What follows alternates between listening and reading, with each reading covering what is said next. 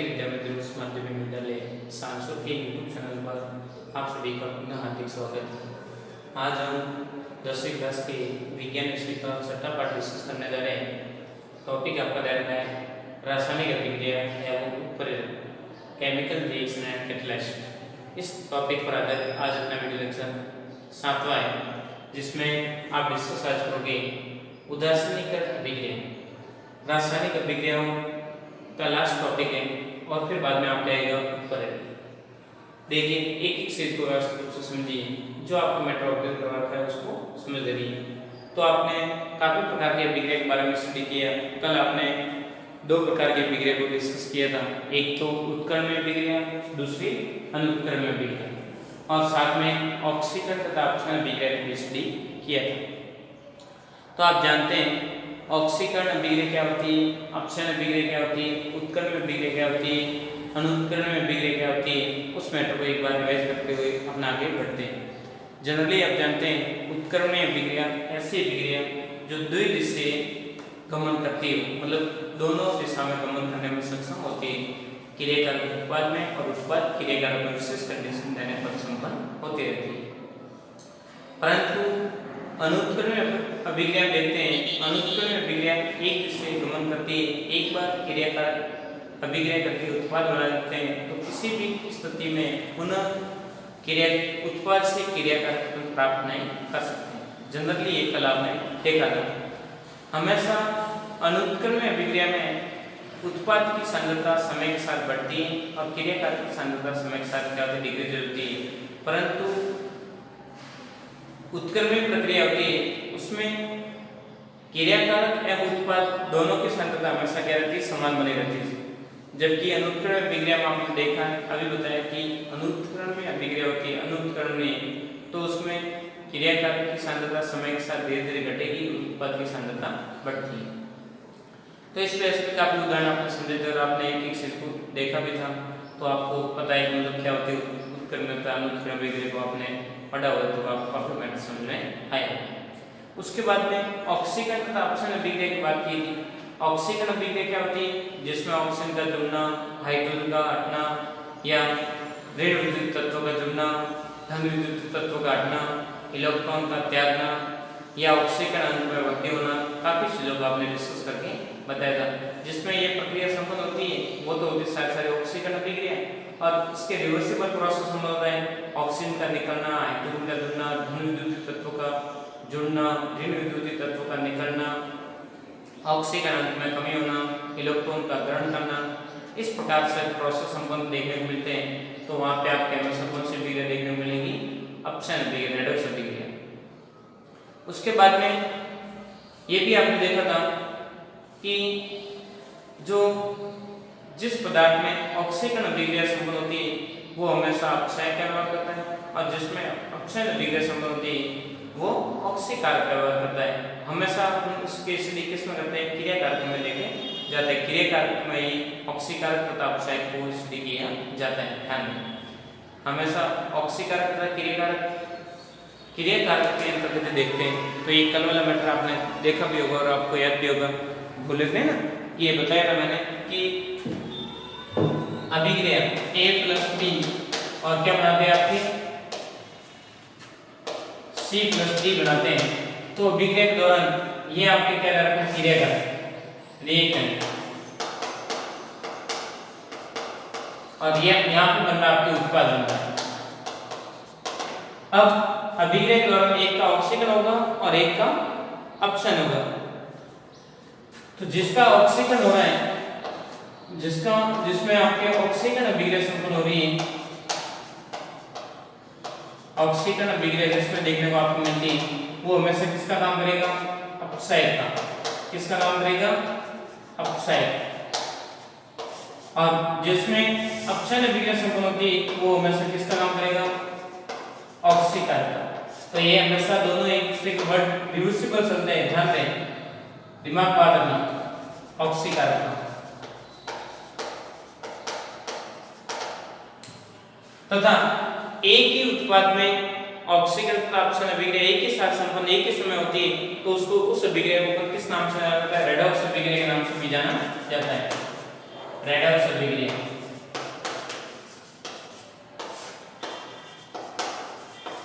ऐसी अभिक्रिया जिसमें ऑक्सीजन तथा ऑक्सीजन एक ही साथ संपन्न होता है उसको अपन बोलते हैं रेडॉक्स अभिक्रिया। तो ये वाला मैटर आपने कल पढ़ा था। हमेशा ऑक्सीकारक होता है, ऑक्सीकारक होता है वो हमेशा इलेक्ट्रॉन त्यागने का काम करेगा, सॉरी इलेक्ट्रॉन क्या करेगा, ग्रहण करने का काम करेगा। ऑक्सीकारक हमेशा इलेक्ट्रॉन को ग्रहण करने का काम करता है, जबकि अक्षयक हमेशा इलेक्ट्रॉन को त्यागने का काम करेगा।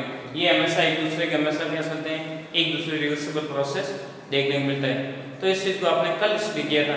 आज तो अपना टॉपिक है उदासीनीकरण अभिक्रिया के बारे में अपन मैटर अध्ययन करवाने जा रहे हैं। देखिए तो कल वाले मैटर को आप एक बार दोहराते हुए अपने मेन टॉपिक पे अपन आ रहे हैं। तो देखिए उदासीनीकरण अभिक्रिया क्या होती है, जिसको अपन बोलते हैं न्यूट्रलाइजेशन कहते हैं, उदासीन हो जाना, उदासीन नॉर्मल कंडीशन में आ जाना, न्यूट्रलाइजेशन होना। तो ये क्या प्रोसेस होता है उसको अपन स्टडी करने जा रहे हैं। देखिए अम्ल व क्षार की आपस में अभिक्रिया करवाते हैं, लवण प्लस जल व उष्मा मुक्त होती है, इस अभिक्रिया को अपन बोलते हैं उदासीनीकरण अभिक्रिया। सिंपल से आपके लाइन लिख रखी, अम्ल प्लस क्षार को आपस में मिलाते हैं तो लवण बनता है, जल मुक्त होता है और इसके साथ में उष्मा मुक्त होती है, इस अभिक्रिया को कहते हैं उदासीनीकरण अभिक्रिया। लैंग्वेज के रूप में लिख रखा है, जब अम्ल व क्षार की आपस में अभिक्रिया करवाई जाती है तो लवण प्लस जल मुक्त होता है और साथ ही अभिक्रिया के दौरान उष्मा मुक्त होती है, इसे उदासीनीकरण अभिक्रिया कहते हैं। दिमाग बात रहेगी कि जब अम्ल व क्षार की आपस में अभिक्रिया करवाते हैं तो लवण प्लस जल मुक्त होता है और साथ ही कुछ मात्रा में उष्मा मुक्त होते हुए दिखाई देती है। इस प्रकार से संपन्न होने वाली अभिक्रिया को उदासीनीकरण अभिक्रिया कहते हैं। जनरली बात उदासीनीकरण अभिक्रिया हमेशा उष्मा गतिकी के अनुसार, हमेशा ध्यान रखना किस प्रकार की होती, उष्मा सेपी कैटेगरी की होती है, उष्मा सेपी अभिक्रिया संपन्न होती है। अब यहाँ पे उष्मा गतिकी के अंतर्गत दो वर्ड आते हैं, कौन कौन से, एक तो आता है उष्मा सेपी अभिक्रिया और एक आता है उष्मा शोषी अभिक्रिया। ये दोनों वर्डों के बारे में आप भली भांति से परिचित होंगे और आपने देखा भी होगा कि ये दो वर्ड क्या होते हैं, इसके बारे में आपने स्टडी की होगी। तो आपको पता है कि उष्मा शोषी अभिक्रिया क्या होती है, उष्मा सेपी अभिक्रिया क्या होती है, उसको अपन जनरली देखते हैं तो आपको समझ में आता है कि उष्मा सेपी अभिक्रिया की अभिक्रिया के दौरान उष्मा मुक्त होती है और उष्मा शोषी अभिक्रिया में उष्मा ग्रहण की जाती है। नॉर्मली आपको परिभाषित रूप में मैं बता देता हूँ कि उष्मा सेपी अभिक्रिया और उष्मा शोषी अभिक्रिया क्या होती है, उसको आप ध्यान रखें। देखिए उष्मा सेपी अभिक्रिया जब दो या दो से अधिक क्रियाकारक आपस में क्रिया करते हैं, अभिक्रिया संपन्न होने के दौरान या अभिक्रिया के दौरान उष्मा मुक्त होती है। इसमें उष्मा क्या होती है, उष्मा का त्याग होता है, उष्मा इसमें मुक्त होती है, उष्मा मुक्त या उष्मा का त्याग। उष्मा क्या होगी, हमेशा इस अभिक्रिया के दौरान उष्मा मुक्त होती है। दो या दो से अधिक क्रियाकारक आपस में क्रिया करते हैं तो अभिक्रिया के दौरान हमेशा उष्मा मुक्त होती है या उष्मा का त्याग होता है, उसे अभिक्रिया, उस अभिक्रिया कहते हैं उष्मा सेपी अभिक्रिया। इस अभिक्रिया के दौरान जब दो या दो से अधिक क्रियाकारकों को आपस में क्रिया करवाने के लिए अतिरिक्त उष्मा देनी पड़ती है, इसमें ये क्या करेगा, अतिरिक्त उष्मा देनी पड़ती है, अर्थात हम कह सकते हैं उष्मा को ग्रहण करते हैं या उष्मा ग्रहण। तो देखिए ये तो उष्मा सेपी अभिक्रिया के दौरान उष्मा मुक्त होती है और इसमें उष्मा ग्रहण होगी। तो जब उष्मा सेपी अभिक्रिया की बात करेंगे, उदासीनीकरण अभिक्रिया की बात करेंगे तो अभिक्रिया करवाने के दौरान जो पात्र आप काम में ले रहे हैं वो गर्म होते हुए दिखाई देता है, उससे क्या निकलेगा, धुआं निकलता हुआ दिखाई देता है। परंतु उष्मा शोषी अभिक्रिया देखोगे तो उसमें क्या होगा, उष्मा मुक्त नहीं होकर उसके स्थान पर उल्टी उष्मा ली जाती है और क्या होगा, आपको एकदम शीतलन टाइप ठंडा ऐसा होता हुआ दिखाई देता है। इस बेस पे जनरली अपन बात करें, जैसे एक तो आपने सोना पत्थर को आपने हाथ में ले रखा है, कैल्शियम ऑक्साइड को, और उसमें थोड़ी सी मात्रा में पानी डाल के फिर आप देखोगे तो इसके दौरान क्या होगी, आपके कैल्शियम हाइड्रोक्साइड ले रखा और एक बूंद आप पानी में डाल के एसिडिटी डाल देना, फिर आप देखोगे तो इस दौरान क्या होगा, आपके हाथ में जलन होना शुरू हो जाएगी, आग टाइप लग जाएगा और आपका हाथ 1 सेकंड में क्या हो जाएगा, गर्म हो जाएगा और आप हाथ क्या करते हैं, हटाते हैं। क्यों कि अभिक्रिया के दौरान उसमें मुक्त होती हुई दिखती है और इस दौरान आपके हाथ में जलन शुरू हो जाती है और वो आप हाथ हटा दे, तुरंत हाथ धोने का प्रयास करते हैं। परंतु जब उसी के स्थान पे आपने ले रखा है, आपने क्या यूरिया, क्या ले रखा है, यूरिया या अमोनियम क्लोराइड ऐसे कोई पदार्थ ले रखे हैं और उसमें पानी डालते हैं, या फिर आपने एसीटोन ले रखा है, क्या ले रखा है, एसीटोन, नेल पॉलिश के रूप में काम आता है, ज़्यादातर नेल पॉलिश में एसीटोन आता ही है। तो नेल पॉलिश जैसे आपके सुंडी पे या हाथ पे लगती है तो आपको एकदम ठंडा महसूस होता है, क्योंकि आपकी बॉडी से उल्टी उसने ऊर्जा को क्या किया, ग्रहण करने का कार्य किया। तो इस दौरान वो उष्मा क्या कर लेता है, उल्टा ग्रहण कर लेता है, जिससे आपको हाथ को क्या होता है, ठंडा महसूस होती है और अभिक्रिया संपन्न हो जाती है। तो 2 वर्डों को आपको समझाना था, उष्मा सेपी और उष्मा शोषी, दिमाग बात रहेगी। आगे अपन बढ़ रहे हैं, उष्मा गतिकी के अनुसार ये उष्मा सेपी कैटेगरी के होते हैं। आगे आप देख रहे हैं लवण की प्रकृति। अब मान लो बनने वाला लवण है, उसकी प्रकृति कैसी हो सकती है, उसको अपन स्टडी करने जा रहे हैं। बेसिकली आप देखते हैं बनने वाला लवण 3 कैटेगरी का हो सकता है। एक तो उदासीन लवण, उसके बाद में अम्लीय लवण और क्षारीय लवण, 3 प्रकृति का लवण बन सकता है। ये किस प्रकार से जनरेट होता है उस चीज को अपन डिस्कस करने जा रहे हैं। तो जो मैटर आपके सामने अध्ययन करवा रखा है उसका पूरे का एक बार स्क्रीनशॉट ले लीजिए, फिर बाद में पूरे मैटर को रख करके आगे अपन बढ़ रहे हैं। लवण अलग अलग प्रकृति किस प्रकार से जनरेट होते हैं उसको अपन स्टडी करने जा रहे हैं। देखिए जनरली आप देखते हैं कि लवण तो बनता है, अम्ल प्लस क्षार की अभिक्रिया करवाते हैं तो लवण तो बनता ही है, वो आप नेसेसरी आपके बात दिमाग में भी। परंतु लवण की अलग अलग प्रवृत्ति होती है। कोई लवण उदासीन होता है, कोई अम्लीय प्रकृति का होता है, कोई क्षारीय प्रकृति का होता है। वो किस प्रकार से जनरेट होते हैं उसके बारे में समझाने के लिए मैं मैटर आपके सामने रिप्रेजेंट किया है। देखिए आप देखते हैं जब परबल अम्ल व परबल क्षार की आपस में अभिक्रिया करवाते हैं तो आपके उदासीन लवण बनेगा, या दुर्बल अम्ल व दुर्बल क्षार की आपस में अभिक्रिया करवाते हैं तो उदासीन लवण बनेगा। परंतु प्रबल अम्ल व दुर्बल क्षार है, जो प्रबल होगा उसकी प्रॉपर्टी हमेशा उसमें प्रदर्शित होती है। तो प्रबल अम्ल था तो वहां पे अम्लीय प्रकृति का लवण बनेगा और प्रबल क्षारीय प्रकृति का लवण बनता है। इंपॉर्टेंस बात यह है कि यहाँ पे प्रबल और दुर्बल का रोल आ रहा है, तो उससे आपका क्या तात्पर्य है उसको अपन डिस्कस कर रहे हैं। देखिए बेसिकली पहले अम्ल की बात कर रहा हूँ और फिर बाद में आपको क्षार को भी मैं समझाऊंगा। देखिए प्रबल अम्ल क्या होते हैं, वे अम्लीय पदार्थ जो जलीय विलयन में H+ आयन शीघ्रता से प्रदान करते हैं। वे अम्लीय पदार्थ या वे अम्ल जो जलीय विलयन में H+ आयन शीघ्रता से प्रदान करते हैं, अर्थात शीघ्र अपघटित हो जाते हैं, उसको तो बोलते हैं प्रबल अम्ल। और दुर्बल अम्ल क्या बनेंगे, ऐसे अम्ल जो शीघ्रता से H+ आयन प्रदान नहीं करते, अर्थात जलीय विलयन में पूर्णतः अपघटित नहीं होते, आंशिक अपघटित होते हैं, पूर्णतः अपघटित नहीं होते। इस प्रकार से निर्मित होने वाले जो आपके अम्ल होते हैं वो होते हैं आपके दुर्बल। दोनों अम्ल प्रबल अम्ल और दुर्बल अम्ल की बात दिमाग में आई। ऐसे कैसे देखते हैं, प्रबल क्षार और दुर्बल क्षार जो जलीय विलयन में तीव्रता से OH आयन प्रदान करते हैं वो तो हो जाएंगे प्रबल क्षार, अर्थात शीघ्रता से अपघटित होते हैं वो हो जाएंगे आपके क्षार, और आंशिक अपघटित होते हैं या दुर्बल क्षार से OH आयन प्रदान करते हैं वो हो जाएंगे दुर्बल क्षार। तो देखिए बेसिकली ये मैंने आपके लैंग्वेजिकल रूप में बोला है, इसको आप इस प्रकार से रिप्रेजेंट करके भी देख सकते हैं। जैसे प्रबल अम्ल H+ आयन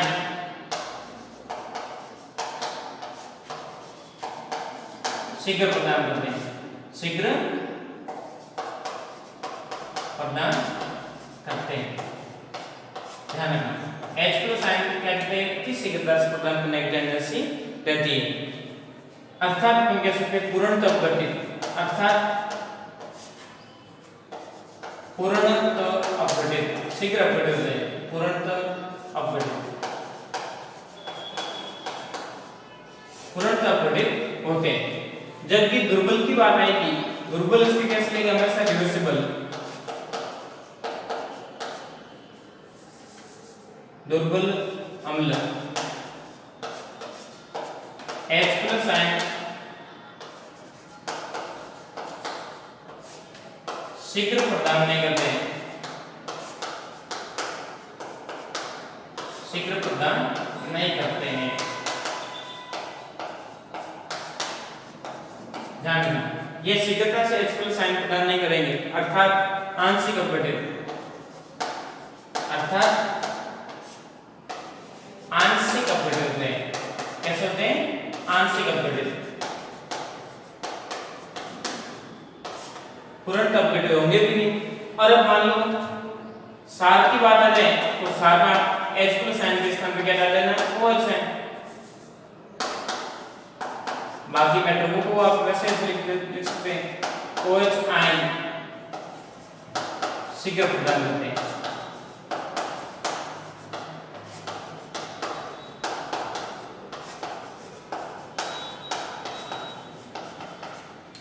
अर्थात शीघ्र अपघटित होते हैं या तुरंत अपघटित, तो ऐसे वर्ड आप कॉमनली आप यूज करते हुए बता सकते हैं। तो प्रबल अम्ल क्या होते हैं, दुर्बल अम्ल क्या होते हैं, प्रबल सार क्या होते हैं, दुर्बल सार क्या होते हैं। बेसिकली प्रत्येक के बारे में जो आपके वर्ड दे रहा था उसके बारे में बेसिक इंफॉर्मेशन होने चाहिए। इनकी पीएच की बात करेंगे, प्रबल जो अम्ल होंगे उनकी पीएच बहुत कम होती है और प्रबल जो सार होती है उनकी पीएच 10 से क्या होती है, ऊपर होती है। हाईएस्ट पीएच के बारे में भी आपको मैटर बता रखा है, पीएच रेंज होती है वो आपकी कितनी होती है, 0 से 14 के बीच में पीएच रेंज आपकी होती है। जितनी आपकी पीएच न्यूनतम होगी उतनी आपका जो मटेरियल होगा उतना ही क्या होगा, प्रबल क्वालिटी का होता है। और जितनी पीएच हायर की तरफ होगी उतने आपके प्रबल सारी गुण प्रदर्शित होते हैं। ये आपको मैटर दिमाग में है। अब प्रबल अम्ल कौन से होते हैं, दुर्बल अम्ल कौन से होते हैं, प्रबल सार कौन से। जैसे जैसे अलग अलग एग्जांपल यहाँ पे मैंने 3-4 आपके सामने रिप्रेजेंट किए हैं, परंतु जैसे आपका एक्सपीरियंस बढ़ेगा उसके अकॉर्डिंग अलग अलग उदाहरण आपके दिमाग में आते रहेंगे। देखिए HCl के बिगड़े NaOH के साथ करवाते हैं तो जल NaCl लवण बनता है प्लस जल व ऊर्जा मुक्त होती है। HCl मतलब हाइड्रोक्लोराइड की अभिक्रिया सोडियम हाइड्रोक्साइड के साथ करवाते हैं तो सोडियम क्लोराइड लवण बनता है जो उदासीन प्रकृति का होता है, जिसकी पीएच कितनी होती है, 7 होती है। उदासीन कंपाउंड बन रहा है उसका मतलब पीएच कितनी है, 7। ध्यान दें। या दुर्बल अम्ल और दुर्बल सार की अभिक्रिया करवाते हैं तब भी आपको उदासीन लवण बनेगा। जैसे सोडियम एसिटेट अभिक्रिया करवाई जा रही है एसिटिक अम्ल की अभिक्रिया करवाते हैं अपन अमोनियम हाइड्रोक्साइड के साथ। एसिटिक अम्ल की अभिक्रिया अमोनियम हाइड्रोक्साइड दुर्बल सार के साथ करवाते हैं तो अमोनियम एसिटेट का निर्माण होता है। ये भी एक प्रकार का उदासीन प्रकृति का लवण होता है। इसकी भी पीएच आप देखते हैं तो क्या होगी, 7 से 7 फिक्सिबल क्या होगी, 7 डिग्री और साथ में जल प्लस ऊष्मा से मुक्त होते हुए से कॉमन रूप से चल जाता है। प्रबल अम्ल HCl ले रखा है और उसकी अभिक्रिया NaOH के साथ करवाते हैं तो आपके अम्लीय लवण बनता है NaCl, अमोनियम क्लोराइड बनता है NH4Cl, अमोनियम क्लोराइड बनता है जो आपकी अम्लीय प्रकृति का प्रदर्शित होगा। दुर्बल अम्ल एसिटिक अम्ल की अभिक्रिया NaOH के साथ करवाते हैं प्रबल सार के साथ तो आपके सारे लवण बनता है सोडियम एसिटेट। तो इस प्रकार से अपन जनरली समझते हैं कि अलग अलग लवणों की अलग अलग प्रॉपर्टी होती है और उनके अलग अलग गुणधर्म प्रदर्शित होते हैं। तो इस प्रकार से आपने आज स्टडी किया कि उदासीनीकरण अभिक्रिया क्या होती है, क्या इसकी प्रॉपर्टी होती है, किस प्रकार से प्रदर्शित की जाती है। तो प्रत्येक चीज को आपने विस्तार रूप से स्टडी करते हुए आपने बताया। अगले वीडियो लेक्चर में अपन देखेंगे कि उत्प्रेरक क्या होते हैं, किस प्रकार से अभिक्रिया संपन्न करते हैं, उसको उत्प्रेरक के बारे में अगले वीडियो लेक्चर में अपन स्टडी करेंगे। तो ये था आज का आपका वीडियो लेक्चर। इंपॉर्टेंट बात यह है कि आपने गायत्री विद्या मंदिर यूट्यूब चैनल को सब्सक्राइब नहीं किया, सब्सक्राइब करें, लाइक करें, ताकि अपलोड होने वाले नए वीडियो तथा नया नोटिफिकेशन डायरेक्ट इनडायरेक्ट आपको मिलता रहेगा, ताकि आपकी पढ़ाई कंटिन्यू बनी रहे, घर पे रहे, सुरक्षित रहे और अपना काम करते रहें। किसी भी प्रकार की कन्फ्यूजन, डाउट, प्रॉब्लम हो तो डायरेक्ट इनडायरेक्ट उसके उस चीज़ का समस्या का समाधान करें ताकि आपकी पढ़ाई में किसी भी प्रकार की बाधा उत्पन्न न हो। तो ये था आज का आपका टॉपिक, व्यवस्थित रूप से समझें और अपना काम करते रहें। थैंक यू, धन्यवाद सो मच।